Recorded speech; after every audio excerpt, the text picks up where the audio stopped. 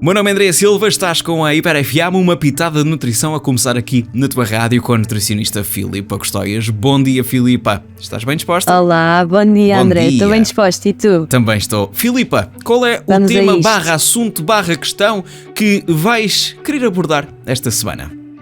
Olha, hoje venho falar sobre os excessos de fim de semana.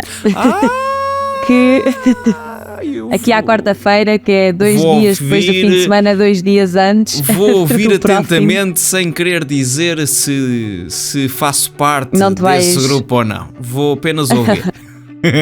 Olha, acho que este tema é algo muito importante e que muitas vezes é abordado em consulta e achei pertinente trazer para aqui. Que é, no fundo, percebermos se os excessos de fim de semana podem ser o problema ou podem, no fundo, justificar, por exemplo, nós não atingirmos alguns objetivos que tenhamos. Hoje vais responder depende? Hoje vais responder depende? Vou responder depende. Já vais perceber. Então, no fundo, aqui a parte dos excessos de fim de semana, obviamente vai ser principalmente importante para aquelas pessoas que tenham algum objetivo de composição corporal, quer seja a perda de massa muscular, a perda de massa gorda, a perda de peso ou mesmo o ganho de massa muscular. E aqui é muito importante, neste caso, nós olharmos ao vídeo e não só à fotografia. O que é que eu quero dizer com isto? Que o fim de semana não é algo isolado que não tem impacto durante a semana e vice-versa, ok? Sim. Então, o que é muito importante percebermos que o fim de semana para muitos representa uma mudança significativa na nossa rotina, quer seja na falta de rotina, que muita gente acaba por não ter, quer seja porque não há horários, existe uma alteração nos horários das refeições, também na composição das refeições. Existem obviamente alguns excessos porque muitas vezes acabamos por ter algumas refeições de convívio, em que estamos com outras pessoas ou que vamos comer fora ou que comemos em família e isto muitas vezes está associado a alguns excessos alimentares. Sim. E o que é importante nós percebermos?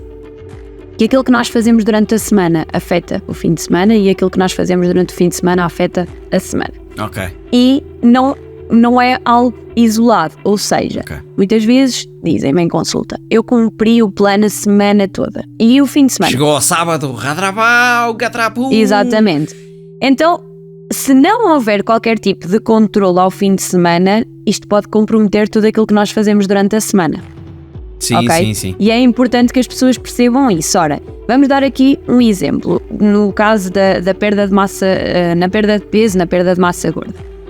Aquilo que é preciso para haver uma perda de massa gorda ou de peso é que haja um déficit calórico, maior ou menor, dependendo da situação, como é óbvio.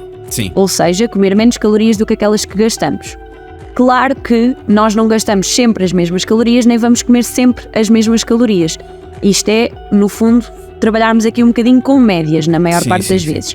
Então, imaginemos que em média um indivíduo gasta, vamos falar, olha, do António. O António gasta 2.000 calorias por dia e a nutricionista dele passou-lhe um plano com 1.500 calorias com um déficit de 500 calorias por dia. Ora, se o António cumprir isto de segunda à sexta, o António ao fim destes dias tem um déficit de 2.500 calorias naquela semana. Sim. Se o António ao sábado e ao domingo não quiser saber de nada, é muito fácil o António ceder as 1.250 calorias, dividindo assim nos 2 dias, a mais. Ou seja, comer as 2.000 calorias naquele dia e ainda ceder. Por exemplo, numa noite de copos é muito fácil nós conseguirmos atingir as 1.000 calorias só na ingestão de álcool. Sim. Por exemplo. Sim. Então, o que é importante nós percebermos? Que se queremos, efetivamente, trabalhar durante a semana e que esse esforço não seja em vão, o fim de semana tem que ter aqui algum controle, ok? Sim. E aqui é importante adotarmos algumas estratégias para que isso aconteça e normalmente é nisto que eu acabo por trabalhar com os meus pacientes, que é importantíssimo nós aproveitarmos o fim de semana da forma que nos der mais prazer. Mas a parte da alimentação tem que ter aqui alguma regra. Sim. Então normalmente aquilo que eu costumo aconselhar é Aproveitar o fim de semana para fazer pratos diferentes, que se calhar às vezes requerem Temos um bocadinho tempo. mais tempo e que nós durante a semana não o temos, mas que isso não significa que haja um descontrole nas quantidades, ou seja, fazemos refeições se calhar um bocadinho mais calóricas, mas as quantidades vamos manter as mesmas porções que fazemos durante a semana. Aqui é importante aproveitar a refeição, lembrar-nos daquilo que estamos a comer.